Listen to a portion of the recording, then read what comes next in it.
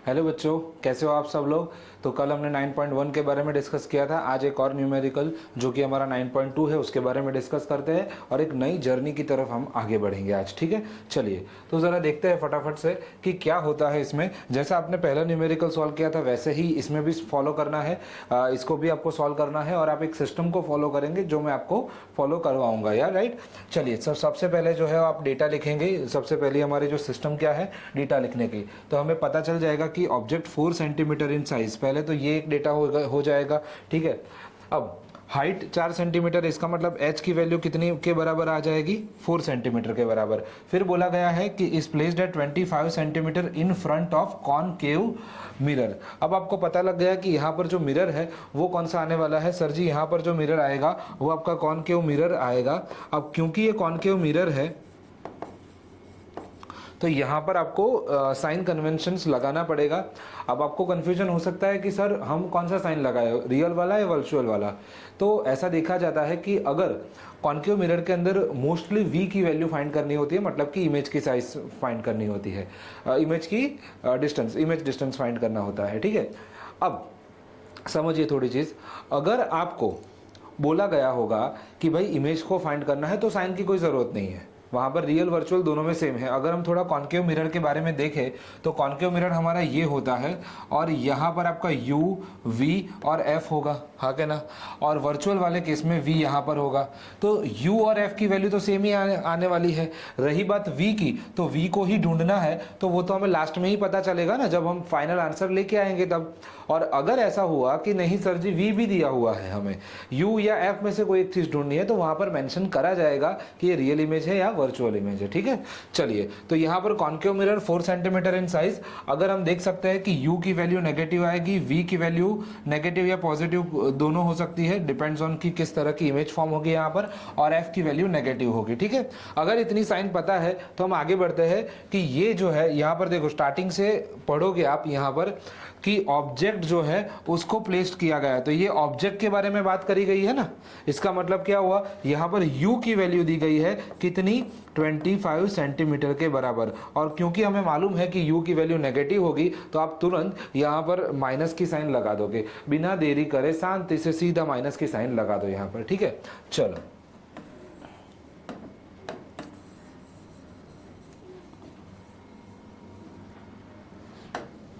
Okay, 4 centimetre size हो गई, 25 centimetre object का डिस्टेंस हो गया। हमें ये भी पता लग गया कि ये कॉनकेव मिरर है। आगे बढ़े तो उनकी जो फोकल लेंथ है वो 15 सेंटीमीटर है। अब मैंने बताया था फोकल लेंथ भी इसमें नेगेटिव ही होती है, तो फोकल लेंथ की वैल्यू कितने के बराबर आ जाएगी, 15 सेंटीमीटर के बराबर। वो भी कैसी हो जाएगी, माइनस हो जाएगी, ठीक है। चलिए आगे फिर बोला गया है कि at what distance from the mirror should the screen placed in order to obtain the sharp image. मतलब अगेन मैंने बताया ना कि कॉनकेव मिरर में मोस्टली आपको ढूंढना क्या होता है, v की वैल्यू ही ढूंढनी होती है, और उसके अलावा आपको क्या ढूंढना होता है, नेचर ढूंढना होता है और साइज ढूंढना होता है। हर बार आपके जितने भी मिरर के रिगार्डिंग जो न्यूमेरिकल्स होंगे और लेंस के रिगार्डिंग जो भी न्यूमेरिकल्स होंगे उसमें यही ढूंढना पड़ेगा, nature and size of the image आपको ढूंढनी पड़ेगी, ठीक है।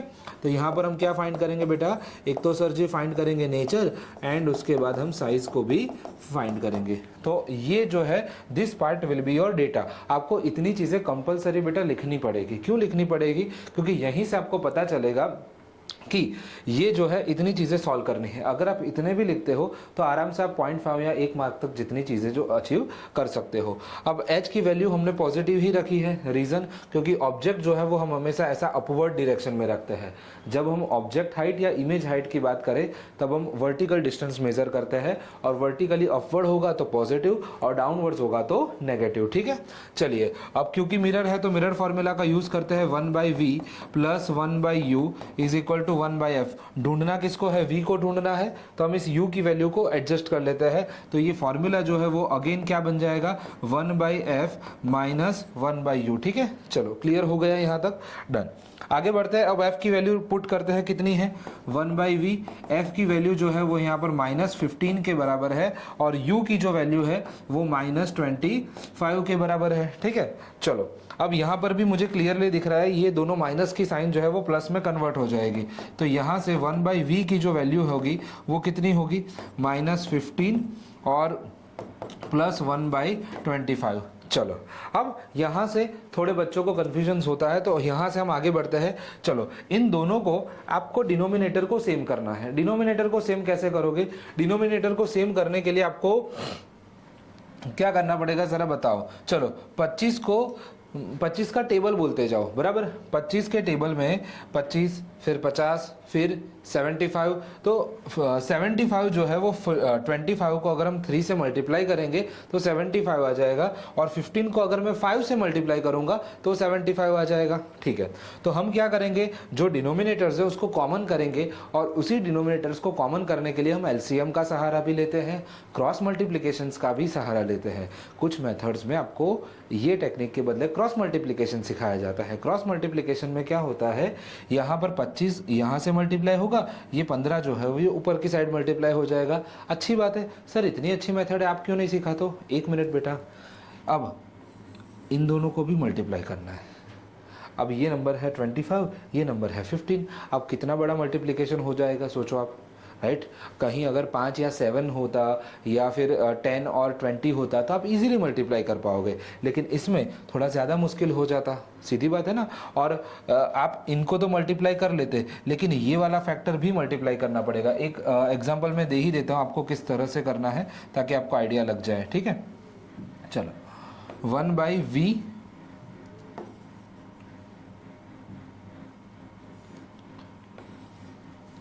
1/v is equal to 1/-15 plus 1/25। अब एक्चुअल में करना क्या होता है कि ये 25 को यहाँ से अगर हम मल्टीप्लाई करते, 25 प्लस ये 15 यहाँ पर चला जाता, और यहाँ पर 25 और 15 को मल्टीप्लाई किया जाता है। ये स्टेप्स होता है। बट इसमें प्रॉब्लम क्या होती है कि यहाँ पर ये जो मल्टीप्लिकेशन एक बड़ा हो जाता है तो टाइम कंज्यूमिंग हो जाएगा। इसलिए मैंने आपको थोड़ा सिंपल तरीका बताया कि जहाँ पर आपको कोई क्या बोलते हैं अलग से मल्टीप्लाई ना करना पड़े, और सीधा आप समझ सको कि सर यहाँ पर अगर हम 25 को 3 से मल्टीप्लाई करें तो 75 आ जाएगा, और 15 को अगर मैं 5 से मल्टीप्लाई करूंगा तो 75 आ जाएगा। अब जो चीज़ नीचे मल्टीप्लाई करते हैं उसको ऊपर भी करो, यहाँ पर भी ऊपर मल्टीप्लाई करो, तो ये जो है वो पूरा सिनारियो क्या बन जाएगा, 5 डिवाइड बाई माइनस में, माइनस के साइन को बाद में ही रखते हैं हम थोड़ा शांति से, फिलहाल हम यहाँ पर कर लेते हैं कि 5 और ये 75 है, तो यहाँ पर -5/75 हो जाएगा, प्लस यहाँ पर क्या हो जाएगा 3/75 हो जाएगा। अब आपको क्लियरली दिख रहा होगा कि सर यहाँ पर ये माइनस की साइन है और यहाँ पर क्या है, तो कि सर डिनोमिनेटर सेम है। तो हम आराम से शांति से यहाँ पर डिनोमिनेटर को कॉमन करते हैं, तो ये हो जाएगा -5 और ये हो जाएगा +3। क्लियर है यहाँ तक? कोई प्रॉब्लम आपको? देख लीजिए ज़रा पर।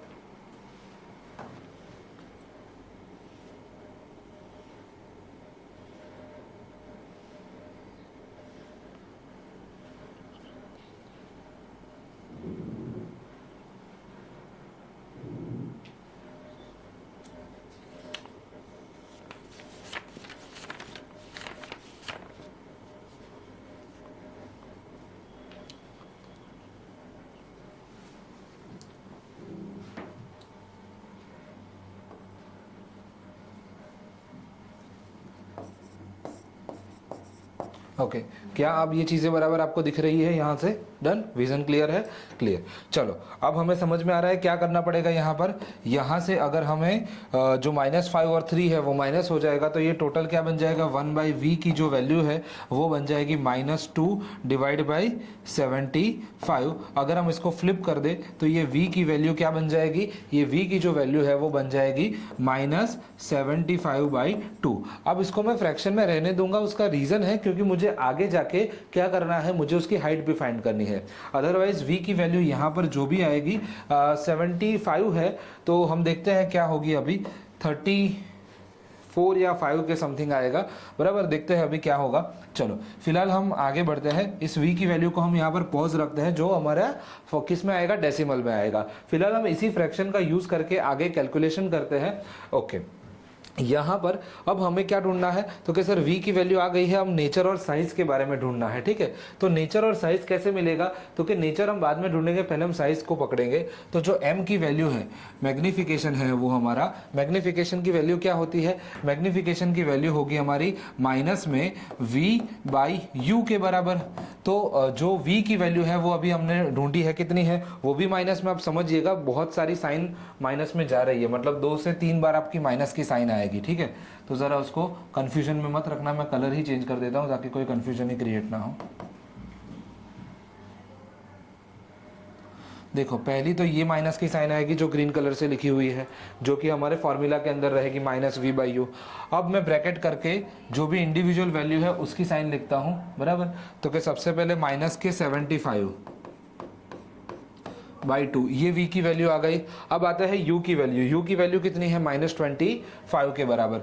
तो यहां से हमारी -25 जो है वो कौन सी साइन निकलेगी, तो क्या सर u की वैल्यू निकल जाएगी। क्लियर है, अब आपको वहां से दिख रहा होगा आई गेस, बराबर। अब हमें पता चल रहा है कि ये 25 जो है वो 3 से कट होगा, 25 3 जा, तो ये जो मैग्निफिकेशन की जो वैल्यू आएगी वो कितने के बराबर आएगी, तो क्या सर जी मैग्निफिकेशन की जो वैल्यू है ये माइनस माइनस भी कट हो जाएंगे, तो ये वैल्यू आएगी -3/2 के बराबर। m की वैल्यू जो है वो आपकी कितने के बराबर आएगी, -3/2 के बराबर आएगी। ठीक है, चलिए बराबर है। अब हम आगे बढ़ते हैं कि मैग्निफिकेशन का एक और फॉर्मूला होता है h'/h। ठीक है, अब हमें इमेज की हाइट ढूंढनी है, मतलब कि h' को ढूंढना है। तो हमारा फॉर्मूला क्या हो जाएगा, h' = m × h। m की वैल्यू हमने अभी फाइंड करी, कितनी होती है बेटा, -3/2। और h की वैल्यू कितनी है, h की वैल्यू हमने यहाँ पर ही फाइंड करी है ऑलरेडी कि कितने के बराबर होगी, तो कि सर 4 के बराबर होगी। ठीक है, तो ये 2 से 4 कट हो जाएगा, तो h' की वैल्यू जो है वो हमारे कितने के बराबर आएगी, -6 सेंटीमीटर। कितनी आएगी, -6 सेंटीमीटर। अब ये हमारे h की वैल्यू फाइंड हो गई। अब हमें यहाँ पर v की वैल्यू तो जो फाइंड करी थी, अब इसको हम अगर कट करें 75 को, तो ये हो जाएगा 2 3 जा 6 और 2 7 जा 14 और 37.5 माइनस में 37.5 सेंटीमीटर के बराबर आएगा। ठीक है, चलो तो इतनी चीजें जो है वो हमारी आ गई। देखो हम जरा हाईलाइट करके बता देता हूँ आपको कि क्या क्या चीज। देखो सबसे पहले हमने इसको फाइंड आउट किया, देखो v की वैल्यू फाइंड आउट करी, उसके बाद हमने m की वैल्यू फाइंड आउट करी, बराबर। हमने m की वैल्यू फाइंड आउट करी, फिर h की वैल्यू फाइंड आउट करी, बराबर। अब लास्ट में हमारा बचता क्या है, तो कि सर नेचर बचता है। अब इसी नेचर के लिए मैंने अभी वेट किया। देखो शांति से जरा समझो कि क्या किया हमने। देखो m की वैल्यू आ गई, नेगेटिव है, v की वैल्यू नेगेटिव है, h' की वैल्यू नेगेटिव है। अब क्योंकि ये सारी की सारी वैल्यू नेगेटिव है, तो आप ज़रा लॉजिक लगाओ कि नेगेटिव वैल्यू क्या इन्फर करती है। तो कि देखो ये कॉन्केव मिरर है हमारा, v की वैल्यू नेगेटिव मतलब इमेज जो है वो यहाँ पर कहीं पर होगी, लेफ्ट साइड में होगी। और h' की वैल्यू नेगेटिव, इसका मतलब ये जो इमेज होगी वो रियल तो होगी लेकिन इन्वर्टेड भी होगी। ठीक है, तो ये ऑब्जेक्ट जो है वो ऊपर आएगा और इमेज जो है वो रियल और इन्वर्टेड मतलब कि इन्वर्टेड फील होगी। क्लियर इतनी चीज़ें। अब कल मैंने आपको एक और चीज़ बताई थी, ज़रा आज फिर से मैं आपको ज़रा उसी लास्ट न्यूमेरिकल में जो आपको मेथड बताई है उसी के ऊपर ज़रा एक और चीज़ बता देता हूँ। वही पॉइंट हम ज़रा एक बार देख लेते हैं कि क्या था कि m की वैल्यू जो है,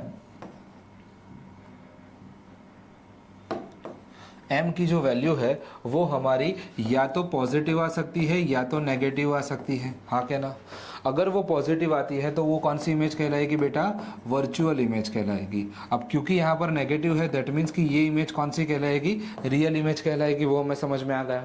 ठीक है, फिर मैंने बताया था कि m की वैल्यू जो है वो आपकी कितनी के बराबर हो सकती है, इक्वल टू 1 हो सकती है, ग्रेटर देन 1 हो सकती है और लेस देन 1 हो सकती है। ठीक है, अब सपोज कि वो इक्वल टू 1 हो दैट मीन्स कि आपका ऑब्जेक्ट और इमेज की साइज सेम हो जाएगी। और अगर ग्रेटर देन 1 हो तो वो इमेज जो है वो लार्जर साइज का हो जाएगा।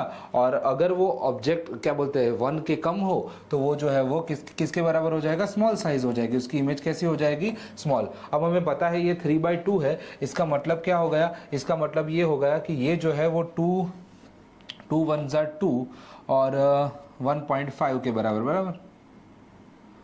1.5 माइनस 1.5 के बराबर, तो ग्रेटर देन 1 होगा, ग्रेटर देन 1 होगा, दैट मीन्स कि ये जो है वो ऑब्जेक्ट के कंपैरिजन में इसकी साइज क्या हो जाएगी, बड़ी हो जाएगी। और आप यहाँ से भी देख सकते हो ऑब्जेक्ट जो है वो आपका 4 सेंटीमीटर के बराबर था, लेकिन आपकी इमेज की जो साइज है वो आपकी कितने के बराबर हुई, तो कि सर 6 सेंटीमीटर के बराबर हुई। तो यहाँ से भी हमें पता लग गया कि ऑब्जेक्ट जो है, सॉरी इमेज जो है वो बड़ी बनेगी, और हमने मैग्निफिकेशन की वैल्यू से भी पता लगता है। क्लियर? बहुत ही ज़्यादा डिटेल में मैंने इसको अप्लाई क्या बोलते हैं समझाया हुआ है। एक बार अगर आपको थोड़ा कन्फ्यूजन हो तो आप उसको वापस से वीडियो को रिपीट करिए और उसको वापस से देखिए। एक बार सिर्फ आप शांति से इस सॉल्यूशन को देख लीजिए, आप आराम से इसके बाद के जितने भी न्यूमेरिकल्स है उसको एज इट इज़ आप कर पाओगे, और उसको एज इट इज़ लिख लो। उसमें कोई क्या बोलते हैं आलस मत करो, जो स्टेप्स मैंने लिखे हैं उसी स्टेप्स को लिखो, और वही स्टेप्स को आपको आगे हर एक न्यूमेरिकल में जो चैप्टर 9 के है उन सब में यही मेथड को फॉलो करना है। आप जरा एक बार सम अप कर देते हैं। सबसे पहले आप डेटा लिखो, डेटा के साथ कंपलसरी साइन लिखिए, बराबर, क्योंकि अगर आपने साइन में इतनी भी मिस्टेक करी तो आपके फॉर्मूला गलत हो सकते हैं, मतलब पूरा का पूरा न्यूमेरिकल गलत हो जाएगा, ठीक है। उसके बाद सेकंड स्टेप क्या है, यहाँ पर आप उसको फॉर्मूला लिख लो, राइट। अब जैसे ही आप फॉर्मूला उसका कंप्लीट करते हो उसके बाद ध्यान रखिए कि इस फॉर्मूला को एडजस्ट करना पड़ेगा। एडजस्ट कैसे करोगे आप? एडजस्ट ऐसे करोगे कि जो इक्वल टू के इस तरफ लेके आओ, जो आपकी अननोन वैल्यू है उसको एक तरफ रखो और बाकी की साइड को अदर साइड में ले जाओ। तो हमने 1/v को एक साइड में रखा, बाकी साइड को अलग कर दिया। इतनी चीजें क्लियर हो गई।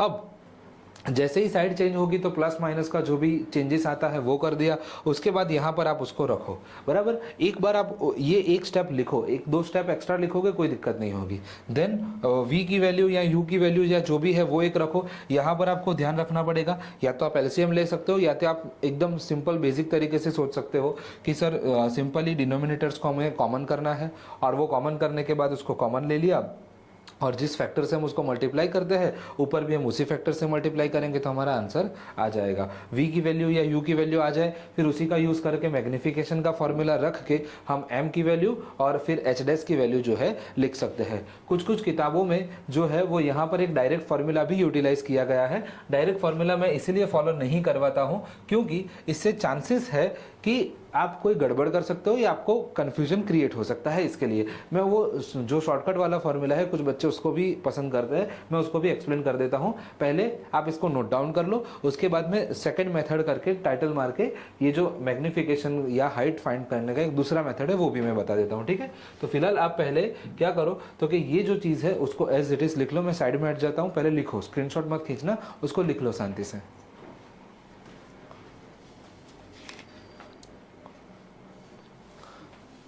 डन, लिख लिया। चलो आगे बढ़ते हैं। अब मैं आपको इसी की जो है वो सेकंड मेथड सिखाता हूं।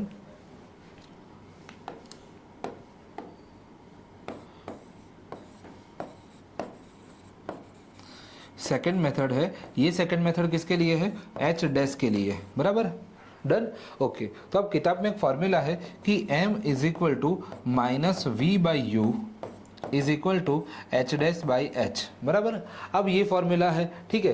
तो अब हमें यहाँ पर ये जो फॉर्मूला जो है वो किस तरह से यूटिलाइज करना है, तो कि जब आपको पूछा जाए कि इमेज की साइज ढूंढनी है तो हम क्या करेंगे, तो कि सर जी हम ये वाला फॉर्मूला लगाएंगे v by u is equal to h dash by h. तो h dash is equal to क्या हो जाएगा, minus v by u multiply by h, ये हो जाएगा, ठीक है। चलो अब इसी फॉर्मूला में हम अगर अपनी वैल्यूज पुट करते हैं 75/2। अब सबसे पहले हमारा मेन माइनस का साइन, सबसे पहले जो फॉर्मूला के अंदर जो माइनस की साइन है वो यहाँ पर, फिर माइनस v की वैल्यू जो माइनस में है वो, अब मल्टीप्लाई करेंगे किसके साथ, तो कि सर हमारा ऑब्जेक्ट के साथ, तो इसके अंदर भी माइनस की साइन आएगी वो, ठीक है। तो ये -25 ये हमारा ऑब्जेक्ट, तो ये पूरा का पूरा टर्म हो गया पहला v बाई यू वाला। अब उसको किसके साथ मल्टीप्लाई करना है, इसको मल्टीप्लाई करना है 4 सेंटीमीटर के साथ, बराबर। ऑब्जेक्ट की साइज, हाँ सॉरी ऑब्जेक्ट की हाइट 4 सेंटीमीटर थी, ओके। चलो अब सीधा सीधा दिख रहा है हमें, ये माइनस माइनस कट हो जाएगा। जो हमने पहले जो स्टेप्स परफॉर्म किए थे सेम ही है यहाँ पर। 25 3 से कट होगा और 2 जो है वो 2 से कट होगा, तो ये 3 2 6 हो जाएगा। तो एच डैश की वैल्यू अगेन क्या हो जाएगी, -6 सेंटीमीटर। जो आपका आंसर वहाँ पर था सेम यहाँ पर आएगा, बस फ़र्क इतना है कि वहाँ पर मैंने 2 सेपरेट मल्टीप्लिकेशंस किए थे, यहाँ पर मैंने उन दोनों को कंबाइन कर दिया है, और कुछ फ़र्क नहीं है। बहुत सारे टेक्स्ट बुक्स में एनसीईआरटीज में ये कंबाइन करके ही बताया जाता है, लेकिन जब आप फ्यूचर में, अभी तो क्या है सिर्फ एच फाइंड करना आता है स्टार्टिंग में, लेकिन जब आगे बढ़ते हैं तो एम की वैल्यू भी फाइंड करने की आती है, सिर्फ एम की वैल्यू फाइंड करने की आती है। तो उस वक्त फिर पता नहीं चलता, जब आपका ब्रेन जो है वो एक ही सेगमेंट में ट्रेन हो चुका होता है तो आपको नेक्स्ट पता नहीं चलता फिर कौन सा फॉर्मूला यूटिलाइज करें। फिर मैं आपको एक और डिफरेंट टाइप्स का जो अप्रोच है वो लास्ट में जब लेक्चर ये पूरा खत्म होगा तो मैं आपको एक और तरीका बताऊंगा, मतलब एक और डिफरेंट टाइप्स के न्यूमेरिकल्स करवाऊंगा एक दो, फिर न्यूमेरिकल के बेस्ड के ऊपर से कैसे रे डायग्राम ड्रॉ करना है वो भी मैं आपको सिखाऊंगा यहाँ पर, ठीक है। तो इतनी चीज़ें हैं। अब यहीं पर चलो बात निकली ही है तो वो भी यहाँ पर ही करवा देता हूँ, राइट। इसको नोट डाउन कर लो। इसके बाद इसी पॉइंट से हम कैसे न्यूमेरिकल के ऊपर से रे डायग्राम ड्रॉ करेंगे वो भी सीख लेते हैं, ठीक है। चलो एक बार इसको नोट डाउन कर लो बराबर, उसके बाद हम पढ़ते हैं आगे। चलो डन, वीडियो को पॉज करिए और देन नोट्स बनाइए, ठीक है। चलिए आगे बढ़ते हैं। अगर आपने ये नोट डाउन कर लिया है तो ज़रा हम इसी पॉइंट से, अब टेक्स्ट बुक के एक्सरसाइज में क्वेश्चन है कि आपको इस न्यूमेरिकल के ऊपर से बराबर क्या करना है, न्यूमेरिकल के ऊपर से आपको रे डायग्राम बनाना है। सर आओ क्यों, ये कौन सी बला का नाम है, न्यूमेरिकल के ऊपर से रे डायग्राम, ऐसा तो थोड़ी ना होता है कैसे, उसका भी एक अप्रोच है। हर एक चीज़ का सही अप्रोच होना चाहिए, सही सिस्टम होनी चाहिए। जो भी बच्चा ये वीडियो देख रहा है, कोई भी बच्चा अपने आप को ये नहीं समझेगा कि मैं जो है वो वीक हूँ या फिर मैं जो है वो थोड़ा पुअर स्टूडेंट हूँ, मेरे से नहीं हो पाती ये चीज़ें, नहीं, बिल्कुल भी ऐसा मत सोचिए। हर एक बच्चा अच्छा ही होता है, बस फ़र्क होता है कि वो कौन सा अप्रोच यूज़ करता है और कौन से सिस्टम को फॉलो करता है। जो कमी होती है वो बच्चों में नहीं होती है, कमी होती है वो अप्रोच में और वो सिस्टम में।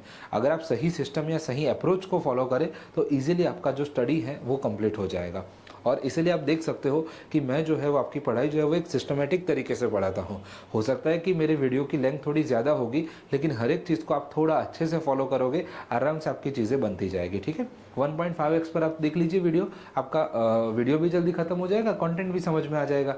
फिर लास्ट में क्या करिए, जब वीडियो पूरा देख लेते हो तो वीडियो को पॉज करिए। अगर आपको कोई नोट्स चाहिए तो आप क्या करो, वीडियो को रिविजिट करो। रिविजिट करने के बाद आप क्या कर सकते हो, पॉज करके, या तो टेक्स्ट बुक के ही पूरे नोट्स हैं तो आप टेक्स्ट बुक में टिक कर सकते हो या खुद से लिख सकते हो। और ऐसा कोई नया पॉइंट है, आपको लगता है कि मैंने कुछ अच्छी बात बताई है आपको, तो आप रफ नोटबुक लेके बैठिए और उसमें ये नोट डाउन कर लीजिए। तो सपोज़ कि 1 घंटे का या 1.5 घंटे का कोई वीडियो बनता है तो उतना टाइम जो है 1-1.5 घंटा आप समझ लीजिए वीडियो देखने में, और दूसरा 1 से 1.5 घंटा जो है वो आप समझ लीजिए नोट्स बनाने में, ठीक है। तो ऐसे 2-3 घंटे या 4 घंटे के अंदर आपका एक पूरा जो सेगमेंट है चैप्टर का कंप्लीट हो जाएगा, ठीक है। और ये आप सैटरडे संडे कर सकते हैं कि सैटरडे 2 घंटे किया, संडे 2 घंटे किया, तो वीक में एक चैप्टर जो है वो आपका कंप्लीट हो जाएगा और फिर पूरे वीक वही चैप्टर को रिवाइज करिए, डन। तो ये एक सिस्टमेटिक अप्रोच को फॉलो करिए। चलिए आगे बढ़ते हैं, न्यूमेरिकल्स से रे डायग्राम कैसे बनेंगे वो करते हैं, ठीक है। चलो, तो अभी तक हमारे पास जो नॉलेज आया है वो क्या है कि सर u की जो वैल्यू है वो हमारे पास 25 सेंटीमीटर है, f की जो वैल्यू है वो हमारे पास 15 सेंटीमीटर है, और जो v की वैल्यू है वो हमारे पास 37.5 के बराबर है, ठीक है। अब क्योंकि ये कॉन्केव मिरर है तो सारे की सारी वैल्यू क्या आ जाएगी, नेगेटिव आ जाएगी। फिर h की जो वैल्यू है वो हमारे पास 4 सेंटीमीटर है और h डैश की वैल्यू जो है वो -6 सेंटीमीटर है। इतनी चीज़ें है हमारे पास। अब आपको क्या सीधा सीधा दिख रहा है यहाँ पर कि सर ऑब्जेक्ट के कंपैरिजन में इमेज जो है वो बड़ी होने वाली है। तो ऑब्जेक्ट के कंपैरिजन में इमेज बड़ी कब होती है बेटा, 2 ही केस होते हैं, दो भी नहीं, हाँ 2 केस होते हैं, एक 4th वाला केस और एक 5th वाला केस रे डायग्राम के अंदर, ठीक है। अब हम एग्जैक्ट सीखेंगे या 4th या 5th में से कौन सा टाइप का डायग्राम आता है। देखो यहाँ पर अब आप क्या करोगे, तो कि सबसे पहले जो रे डायग्राम में हमने जो सिस्टम को फॉलो किया था उसी सिस्टम से पहले हम काम करेंगे। सबसे पहले हम क्या करते हैं, सर कॉन्केव मिरर ड्रॉ कर लिया, बराबर। अब इस कॉन्केव मिरर के साथ हम जो है वो यहाँ पर पोल, फिर यहाँ पर क्या होगा F, और यहाँ पर क्या हो जाएगा हमारा C, पोल, फोकस और सेंटर ऑफ कर्वेचर, ठीक है। अरे यार टेक्नोलॉजिया ये परेशान करता है, टेक्नोलॉजिया हमको।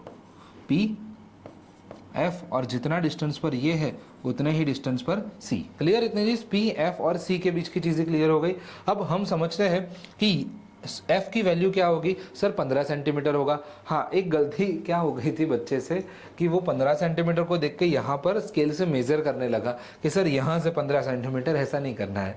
15 सेंटीमीटर आपका एज्यूम करना है कि इतनी जो लेंथ है वो 15 की ही है, हमको एक्चुअल में वो 15 नहीं है। ये तो चलो 15 है, कहीं पर 50 या 75 लिखा होगा तो 125 लिखा है तो क्या करोगे, नोटबुक के बाहर लेके जाओगे उसको, कैसे करोगे, ठीक है। तो 15 सेंटीमीटर डन। तो ये जो डिस्टेंस है समझो, यहां से यहां तक का जो डिस्टेंस है वो कितना है 15 सेंटीमीटर। Clear, okay done. तो यहां से यहां तक का जो डिस्टेंस है वो आपका 15 सेंटीमीटर के बराबर है। तो यहां से यहां का डिस्टेंस भी 15 सेंटीमीटर का होगा। मतलब कि ये टोटल डिस्टेंस जो है वो कितना हो जाएगा, तो कि सर ये टोटल डिस्टेंस हो जाएगा 30 सेंटीमीटर के बराबर। हाँ के ना, डन। अब आप समझो कि यहां तक की वैल्यू जो है वो 15 है और यहां तक की वैल्यू 30 है। तो ये हो गया 15 और ये हो गया 30, डन, ओके। अब आप समझो कि ऑब्जेक्ट डिस्टेंस को पकड़ो। पहले क्या पकड़ा आपने, एफ को पकड़ा, उसके बाद सेकंड आप किसको पकड़ोगे, यू को पकड़ोगे, ठीक है, ओके। यू की वैल्यू कहां पर रखोगे, तो कि सर 25 सेंटीमीटर है। अब ये जो है वो आपका 15 सेंटीमीटर है और ये जो है वो 30 सेंटीमीटर है। अब ये 30 और ये 15 उनके बीच में ही कहीं पर 25 आएगा। तो ऑब्जेक्ट जो है वो आपका कहां पर आ जाएगा, इन दोनों के बीच में। क्लियर हो गया। अब आपको बोला गया है कि ऑब्जेक्ट जो है सर जी वो आपका होगा कहां पर, सी और एफ के बीच में। कैसे मैंने सी और एफ किया, मैंने ऐसे सी और एफ किया कि पहले एफ की वैल्यू निकाल ली जो कि 15 के बराबर थी, फिर मुझे सी की वैल्यू पता चली जो 15 के डबल ही होगी, आर होगा, बराबर। तो ये 15 से डबल होता है तो वो 30 हो गया। अब यहाँ तक का डिस्टेंस 30 है, यहाँ तक का डिस्टेंस 15 है, तो उन दोनों के बीच में ही कहीं पर 25 आएगा और उसी वजह से मैंने यहाँ पर वो 25 को रख दिया। समझ में आ गई बात। अब आपको पता चल गया कि कैसे हमने इसको 25 जो ऑब्जेक्ट पोजिशन रख लिया, ओके। अब अगर मैंने ऑब्जेक्ट की पोजिशंस रख ली है, एक मिनट, हाँ, अगर मैंने ऑब्जेक्ट की पोजीशन यहाँ पर रख दी है तो क्या अब रे डायग्राम बनाना आसान नहीं होगा।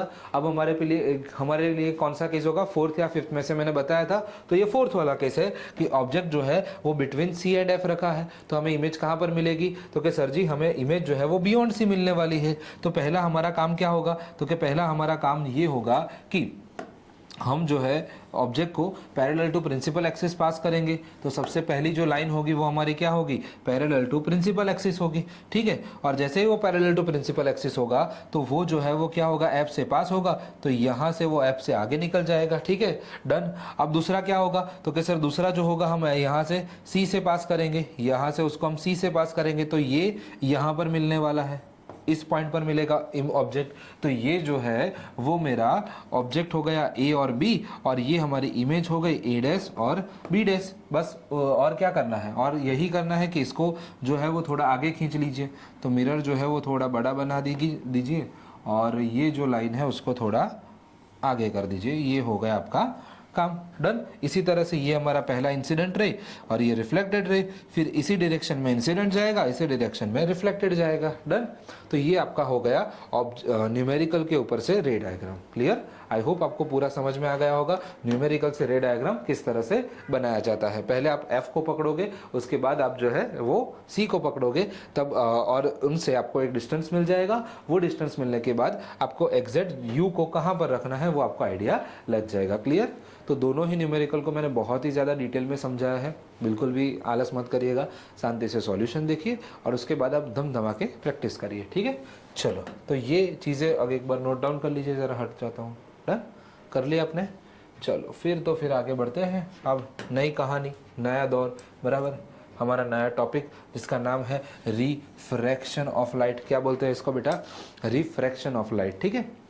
चलो, तो रिफ्रैक्शन ऑफ लाइट में क्या आता है, पहले हमने पढ़ा था रिफ्लेक्शन। क्या पढ़ा था हमने, रिफ्लेक्शन पढ़ा था। अब आप समझो कि आपका जो टॉपिक है वो 50% क्लियर हो गया है, आपका जो सिलेबस है वो 50% क्लियर हो चुका है। अब यहाँ से नया सेगमेंट जो है वो चालू होगा, 9.3 नया सेगमेंट चालू होगा।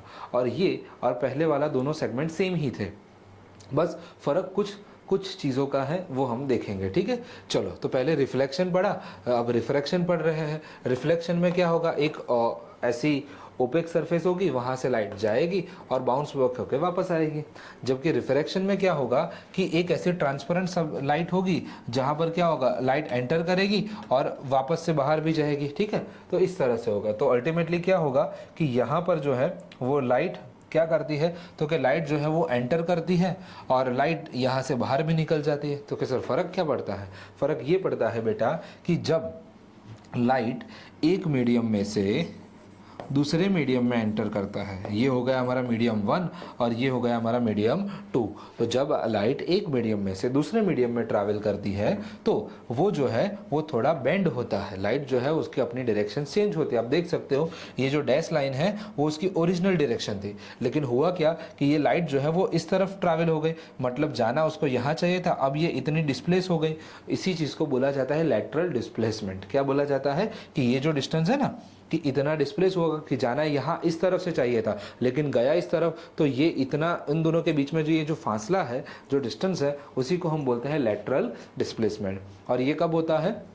जब आप एक मीडियम में से दूसरे मीडियम में अपनी जो लाइट है वो एक मीडियम में से दूसरे मीडियम में ट्रैवल करती है तब। आप देख सकते हो कि यहाँ पर एयर का मीडियम था और यहाँ नीचे कौन सा मीडियम है? ग्लास का मीडियम है, ठीक है। चलो अब थोड़ा आगे बढ़े, क्लियर है? चलो तो ये रिफ्रैक्शन की डेफिनेशन है। आप देख सकते हो यहाँ पर क्या डेफिनेशन है रिफ्रैक्शन की, कि जो लाइट है वो ऑब्लिकली मतलब इस तरह से जो ट्रैवल करता है, बराबर। तो जब ऑब्लिकली एक मीडियम में से दूसरे मीडियम में ट्रैवल करेगा तो उसी को क्या बोला, उस वक्त क्या होगा कि उसकी जो प्रोपोगेशन की जो डायरेक्शन है वो जो है वो चेंज हो जाती है। और ये जो डायरेक्शन चेंज होती है उसी को हम क्या बोला जाता है बेटा? रिफ्रैक्शन बोला जाता है। क्या बोला जाएगा? रिफ्रैक्शन बोला जाएगा। क्लियर? चलो अब इतनी चीजें क्लियर है। तो इसी के ऊपर आपने रिफ्लेक्शन पढ़ने के बाद क्या पढ़ा था? Laws of reflection. यहां पर भी हम क्या पढ़ेंगे रिफ्लेक्शन के बाद? लॉज ऑफ रिफ्रैक्शन, ठीक है। चलो तो एक डेटा हमने ये देखा था कि इंसिडेंट रे, फिर रिफ्रैक्टेड रे और नॉर्मल, ये तीनों जो क्या होते हैं तो कि sir lie in the same plane. तो यहाँ पर भी सेम होगा, all are lie into the same plane. जैसा पहले था वैसा ही सेम टू सेम यहाँ पर है, कुछ फर्क नहीं है। डन। अब जो फर्क है वो इसमें है। वहां पर क्या था रिफ्लेक्शन वाले में? दोनों एंगल सेम थे। यहाँ पर ऐसा नहीं है, यहाँ पर हम उसका एक फैक्टर लेते हैं sine of angle of incidence. मतलब क्या होता है तो कि साइन जो है वो एक मैथमेटिकल फैक्टर होता है, बराबर। तो उसका जो एंगल ऑफ इंसिडेंस, मतलब एंगल ऑफ इंसिडेंस की कुछ वैल्यू होगी, उसका साइन फैक्टर आपको लेना है, बराबर। जैसे कि 30 हो गया तो आपको साइन 30 लेना है, फॉर एग्जांपल साइन 30 लेना है। वो साइन 30 और एंगल ऑफ रिफ्रैक्शन का साइन, बराबर। सपोज कि एंगल ऑफ रिफ्रैक्शन यहाँ पर कुछ होगा 60, फॉर एग्जाम्पल 60 मान लेते हैं, बराबर। उसका भी साइन लेना है। तो इन दोनों का रेशियो, मतलब कि इन दोनों का जो रेशियो है sine of angle of i और sine of angle of r, उन दोनों का जो रेशियो है वो क्या होता है तो कि सर जी वो जो रेशियो है वो आपका कांस्टेंट रहता है। क्या होता है? वो रेशियो जो है वो कांस्टेंट रहता है, वो सेम रहता है for the given colour and given pair of medium. मतलब अगर एक टाइप की लाइट है या एक ही मीडियम है तो ये जो रेशियो है वो रेशियो की वैल्यू वो है वो हमेशा सेम आएगी, ठीक है। और इसी चीज़ को क्या बोला जाता है? Snell's law of refraction. तो या तो आप इसको लॉ ऑफ रिफ्रैक्शन भी याद रखना है और उसको ऐसा ये भी याद रखना है कि इसी को हम स्नेल्स लॉ कहते हैं, ठीक है। तो यहाँ पर ये फॉर्मूला दिया हुआ है कि भाई sine i upon sine r is equal to constant. Done. तो इसी को हम क्या बोलते हैं तो कि सर इसी को हम स्नेल्स लॉ बोलते हैं और ये लॉ ऑफ रिफ्लेक्शन का सेकंड लॉ है। डन। और ये जो कांस्टेंट है उसी कांस्टेंट को हम बोला जाता है रिफ्रैक्टिव इंडेक्स। क्या बोला जाता है? Refractive index. एक नई चीज़ है, नया टर्म है जो आपको कंपेयर टू मिरर यहाँ पर एक नई चीज़ देखने को मिलेगी, वो है रिफ्रैक्टिव इंडेक्स। इसके बारे में आप डिस्कशन करते हैं आगे, ठीक है। चलिए रेडी हो आप? ठीक है। तो लॉज ऑफ रिफ्रैक्शन टिक कर लीजिए, आपकी टेक्स्ट बुक में एज इट इज ही है, सिंपल है, याद रख लेना। और इसके बाद जो है हम रिफ्रैक्शन ऑफ लाइट से रिफ्रैक्टिव इंडेक्स से हम शुरुआत करते हैं, ठीक है। चलिए क्लियर है इतनी चीज़ें? तब तक ये नोट डाउन कर लीजिए, तब तक मिलते हैं अगले लेक्चर में, ठीक है। Bye bye.